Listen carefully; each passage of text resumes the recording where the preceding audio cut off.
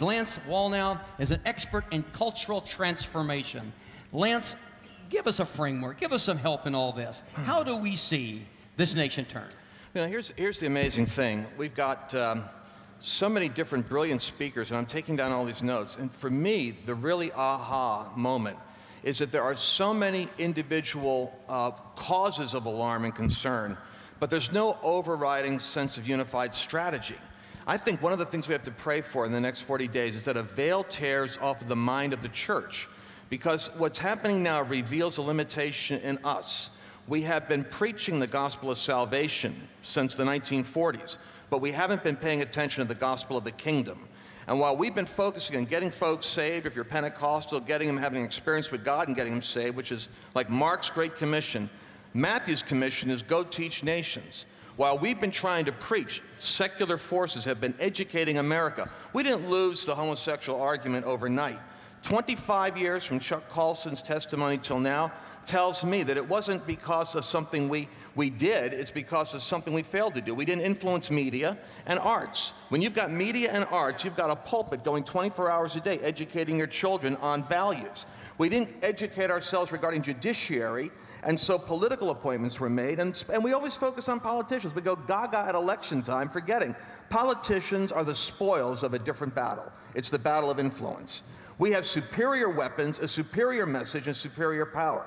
When it comes to being able to move forward in this, I'd say that we've got evidence all over the place of how transformation can happen. But it starts with this: clarity is power. If Christians don't understand that power isn't just in us in the church, there's an authority that is in government, there's an authority in arts and media, there's an authority in family. I look at those as 7 spheres where God has to raise up champions. And they don't have to be significant to start with. When David was summoned to go deal with Goliath, David literally shows up out of nowhere, from the periphery to the pinnacle. There are people, Jim, that I believe are going to be called to be deliverers that are in obscurity right now, because what David taught us is small is the new big.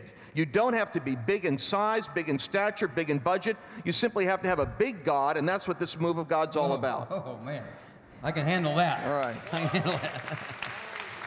So clarity, and Napoleon's maximus is the object of war is victory. You know what we do? We get so dumb. We're supposed to be wise as a serpent and harmless as doves. What we end up being is dumb as a doorknob and lacking the shrewdness we need. When we have elections, when we have victories, short-term victories, we go back and celebrate it like, well, that's it. Here's what Napoleon says about warfare.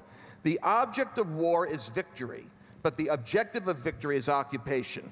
We don't win till we occupy high places. The way that governments and nations are formed is minorities of people occupy strategic places of influence, and they leverage that influence through leverage within networks that are closely, tightly knit together.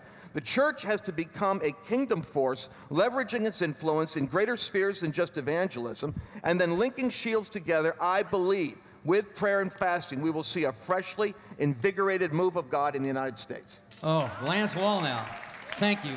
Thank you, my brother. What's your website? What's the website they go to? LanceLearning.com.